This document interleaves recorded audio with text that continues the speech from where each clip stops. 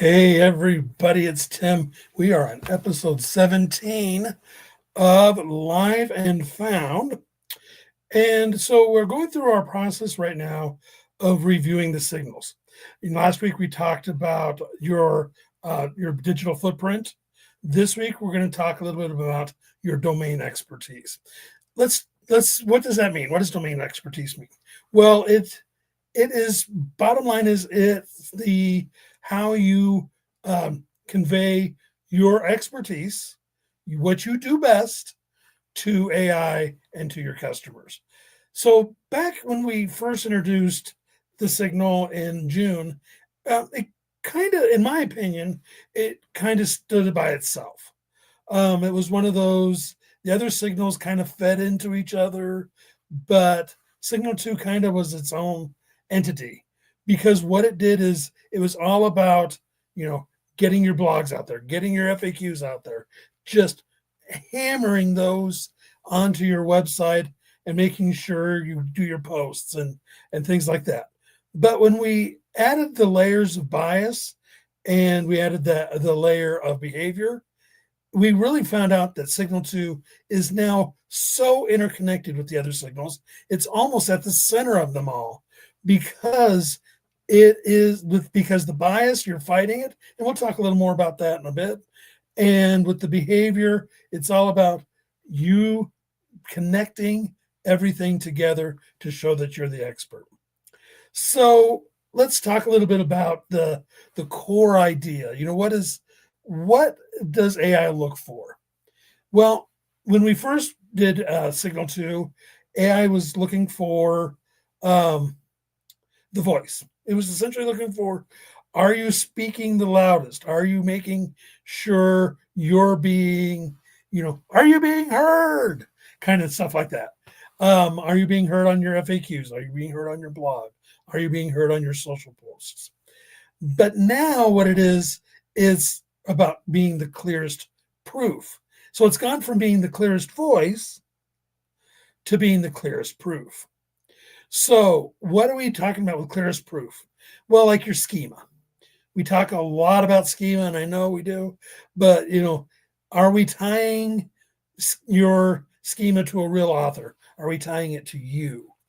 FAQs. Are they being mapped to real questions that are being asked? So like this is a great opportunity to use those videos we've been talking about so much. Use those videos to really capture what that question is, or use those chats or phone calls from your customers to really to really kind of hone down what your FAQ looks like. Your case studies. Make sure you have your case studies. And what I would do is I'd follow up those case studies and make sure your case studies are also tied to maybe like a customer recommendation, because those are the two things to me would go hand in hand, a case study and a customer recognition. Oh, thank you, work you did on my heater, for example. You want guides that teach, making sure that you are using your authoritative voice and making sure that you are talking about and really, really honing in on your expertise, what you do the best. And really, honestly, what you need to do at this point is really talk about the steps process. I know it's going to feel like everybody knows this, or this is too detailed for somebody to understand. It's really not for AI. What you're really trying to do is hone in on making sure that you are the expert and you're showing that you're the expert, and taking it through the detailed steps, step by step, is vital in that. We talked a little bit about reviews and citations. You want to do those. And, it's all about putting more into what is your proof, making sure that you get into that proof. And so that brings up what we call what we're going to start calling the answer hub. What's the answer hub? Well, look at it as kind of like a library. It's a proof library. Think of your answer hub as your evidence index of each page, each post, each video, each FAQ, and that they all connect together to prove that you are the expert. So what you want to do is make sure you have all those proof points, all those items, those positive reviews, the expertise that you're giving and showing, they all lead back to each other and they're connected together. Because once you do that, you're building, it's your starting point, and you're building on it each week to make sure it gets stronger. And again, what you're building is that behavioral proof, that behavior layer. So let's talk a little more about the behavior layer, excuse me. It's that, and I like this calling it your proof in motion. Each the best, it's doesn't matter. There's the old saying about, if a tree falls in the forest, does anybody hear it? Well, what you want to do with your behavior level, it's kind of like that. You don't want it to be out there in silence.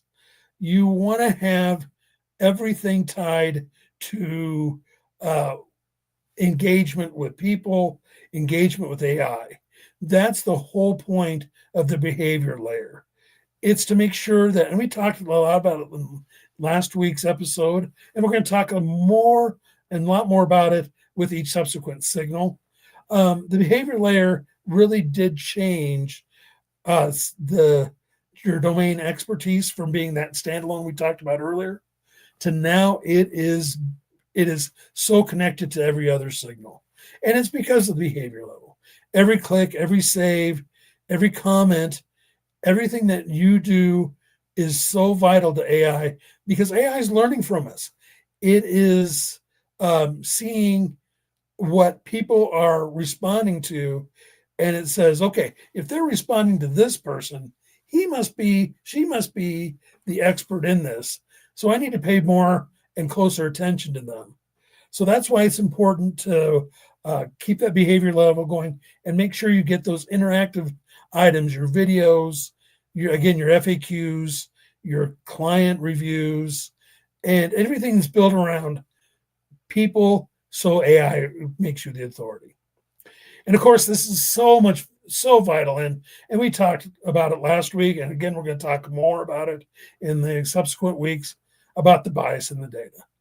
We realize that because of the gap, there's 20 years of AI being made with essentially an echo chamber of information from hearing the same stuff over and over and being reinforced by itself, that there is bias in the data. If you are a female-owned business or you're a minority-owned business, it's vital that you get your behavior level and all these signals shining so bright on you, so we can teach AI and give the AI new information so it can learn from it. So the echoes that it's hearing from the past become just that. They become more silent, and the current echoes become louder. And so it's important that you keep your bias layer in mind when you do things, and that you do the steps to make sure that you take care of it. Make sure that you publish, that you get human engagement, and that you tout yourself. Because at the end of the day, what we're trying to do is, you're not trying to be the loudest voice anymore. What you're trying to be is, you're trying to be the most profound, the expert. You want to be verified by others. You want to make sure that your customers, that your expertise shines brightly. So let's talk about, how do you build it? So we talked about building the Authority Hub, which is tying all your FAQs and everything together. You need to publish weekly. Make sure you're doing your postings. Yes, we're talking about doing a weekly blog. I know it's tough to do a weekly blog. It's probably not the highest that is on your to-do list. But blogs are so important for two things. Number one, they show your expertise in detail. And that's what you want to do, is you want to make them detailed. People are probably not going to read your entire blog. What they're going to read is they're going to read snippets out of your blog. So, for an example, look at our blogs. Our blogs have snippets in them for that reason, to help people scan through it and find the exact thing they're looking for. But why blogs are more important is AI reads them. And when we say read, we're talking about scanning and crawling. And AI does scan through the whole blog. And they want to see, and when they say they, I mean AI, when AI wants to see your expertise, and it can't be disjointed and disconnected and every once in a while, because we've talked about this before. AI wants to make sure that you are the expert, you show that you're the expert, and you do that expert and you show that expertise regularly and continually. Add your social proof. We talked about that. And comment. Make sure everything has schemas, has comments, that your customers, that your associates are adding to your website. And you want to put them on your website to make sure you get that human layer again. All right. So if AI were to audit your expertise today, what proof would it find? There's your question that you have to answer. And what I would say is you want to make sure that you answer that question completely and accurately for AI. So we're going to drop the blog tomorrow, give you some more very specific steps on how to do that. But let's really sit down this week and try to work on that. And let's start that. Let's make that the goal for the rest of 2025 and make that your 2026 goal is, how do I show AI and people that I'm the expert? And write your blogs, do your FAQs, do everything, your social posts, do everything around, is this showing that I'm the expert? This is where AI can help you. You get work with your ChatGPT, your Gemini, your Claude, whatever your favorite AI LLM is. Use them. Get them to learn your voice. We had did a presentation over the weekend, and I can't tell you how many people were interested in ChatGPT. And what I told them is, and Joy told them, it's worth the monthly $20 just to have AI, like the ChatGPT $20. I'm sorry, but it's worth it to have ChatGPT learn your voice and for you to help mold your voice, and develop your voice so that your blogs become easier to write, your posts become easier to write. Everything flows better once you teach ChatGPT, Claude, Gemini your voice. So that is my number one recommendation for the week, is let it teach you, get it, pay the $20 this week, and let's get it to learn your voice. All right. So how does Signal 2 fit into our system? Well, last week we talked about Signal 1. You're getting on the trail, right? Starting the data trail.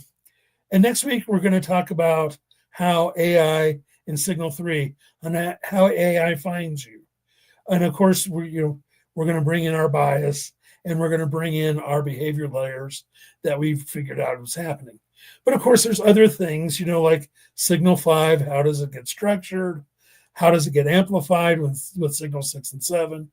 And the big one, Signal 9, how is everything connected? So remember, it's not a list. It's not a to-do list. What we're trying to develop here is we're trying to develop a system, a way to make you AI found first. And that's the whole goal. So we see it. We're seeing it all the time with our clients. Their AI discoverability is going up, and that's what you want. Because remember, I read a stat today that by 2028, there's going to be 36% more people using AI like we use Google today. And that to me is astounding. That means a third of people that aren't using it today are going to use it. And it's going to be like there's over 106, it's estimated that 160 billion dollars by 2029 is going to be bought with AI wearable devices. And you know that we're going to use those to find places. So remember, next week, same time, we're going to talk about signal number 3, AI discoverability. We're going to talk a lot more about schema and all the behind the scenes stuff. As always, follow us on Facebook, LinkedIn, on X. We have some exciting news to announce right now. Save the date for February 4th. It's a Wednesday. We're going to do our next AI in Reach. We'll have more information posted on our social media and our website about AI in Reach in the coming weeks. But we're going to specifically talk about all the signals and how they all connect together in live AI in Reach, because it's AI in Reach. It's going to be here in Colorado Springs, but we're going to also do it virtually for those folks that are visiting us across the United States. So save the date for February 4th. Remember, next week on Live and Found, we're going to be talking about Signal 3. And as always, this has been Tim in for Joy, talking about being live and found and helping you be found first.